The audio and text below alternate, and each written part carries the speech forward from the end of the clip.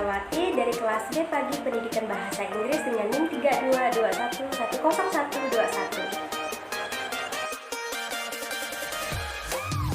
Saya akan menjelaskan tentang plagiarisme. Sederhananya, plagiarisme adalah memakai kata-kata atau ide orang lain tanpa memberikan kredit yang benar atas penulis aslinya. Terkadang, plagiarisme adalah pencurian hak intelektual atau karya seseorang dengan sengaja. Tapi tak sedikit kasus plagiarisme adalah tidak disengaja, hanya kecerobohan atau kehilapan saja. Sebagai contoh, ketika membuat karya ilmiah atau makalah akademis, kamu memakai karya orang lain sebagai sumber atau referensi yang kredibel dan bisa dijadikan informasi akurat.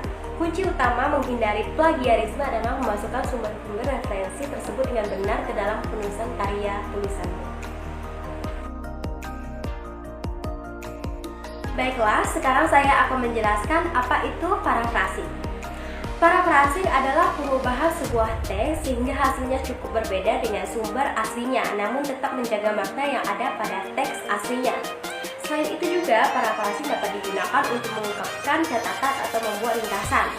Parafrasing merupakan cara yang sangat efektif dan penting dalam dunia penulisan untuk menghindari resiko plagiat. Secara lebih ringkas, parafrasing berarti mengekspresikan pikiran, makna, dan sikap penulis lain dengan kata-kata andanya sendiri, dengan cara yang kreativitas sehingga menghasilkan output yang mudah dipahami dan serta menarik. Oleh karena itu bisa dikatakan bahwa praktek parafrasing ini mirip dengan mengutip, tetapi hal ini dilakukan secara langsung tanpa menggunakan kata-kata penulis aslinya. Sekarang saya akan menjelaskan apa itu quoting. Quoting adalah gagasan, ide, ataupun pendapat yang diambil dari berbagai sumber.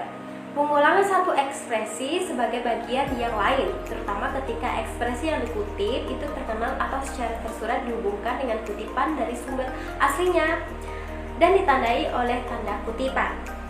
Quoting atau kutipan terbagi menjadi dua, yaitu direct quotation and indirect quotation. Dan yang terakhir, saya akan menjelaskan apa itu summarizing. Summarizing adalah proses pengambilan kesimpulan atau ringkasan dari sebuah teks hanya dengan mencuplikan poin-poin pentingnya saja. Summarizing atau ringkasan harus singkat, lengkap, dan objektif dengan cara membaca bagian-bagiannya dengan hati-hati agar menghasilkan suatu ringkasan yang bagus.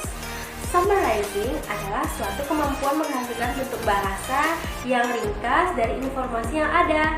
Dalam summarizing, ini terdapat tidak hanya unsur-unsur yang pentingnya saja, melainkan tetap memelihara urutan-urutan informasi aslinya.